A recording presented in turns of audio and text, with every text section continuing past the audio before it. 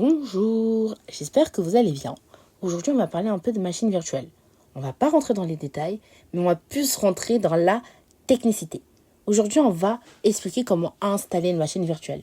Ne soyez pas effrayés, c'est très simple. On va vous expliquer, moi et mon groupe, comment on a fait. Parce qu'aujourd'hui, on a le devoir de vous faire comprendre comment on fait pour installer une machine virtuelle. Vous allez voir, c'est très simple.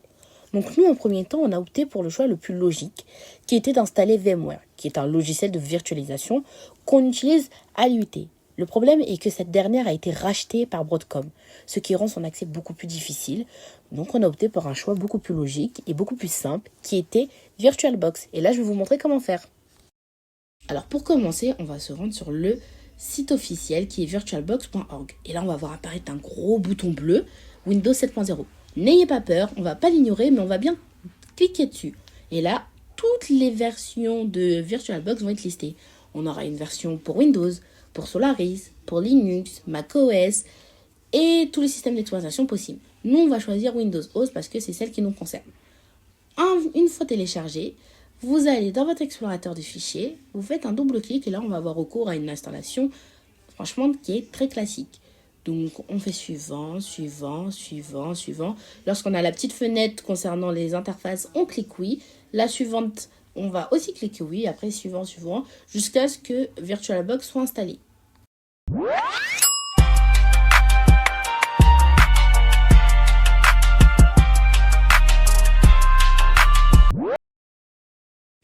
J'espère que vous avez apprécié la musique d'attente. Maintenant, on va télécharger le fichier ISO.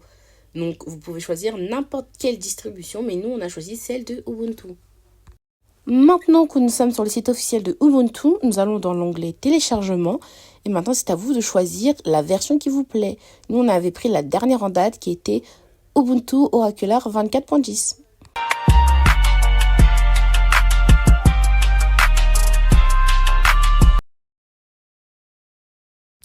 On va passer à l'étape la plus cruciale, celle que vous attendez le plus depuis le début du tuto, la création de la machine virtuelle. Donc pour commencer, on va appuyer sur le petit bouton Nouvelle. Et là, une page s'affiche. Créer une machine virtuelle. Pour commencer, on va nommer cette machine. Donc moi, je vais l'appeler Système Tuto. Mais vous choisissez le prénom qui vous chante. Ensuite, on va importer le fichier ISO qu'on a téléchargé. Donc pour cela, on va dans ISO Images. On va dans Autres et on cherche le fichier qu'on a téléchargé, puis on l'importe. Donc vous voyez que moi je dois descendre un petit peu. Hop, Ubuntu, on fait ouvrir et cette étape est faite. Là vous pouvez voir que la ligne type nous permet de choisir le système d'exploitation qu'on veut pour cette machine virtuelle. Donc moi je choisis Linux, mais vous pouvez quand même prendre Solaris ou autre, celui qui vous chante. Donc vous allez devoir appuyer sur Skip Enable Installation, puis sélectionner Finish.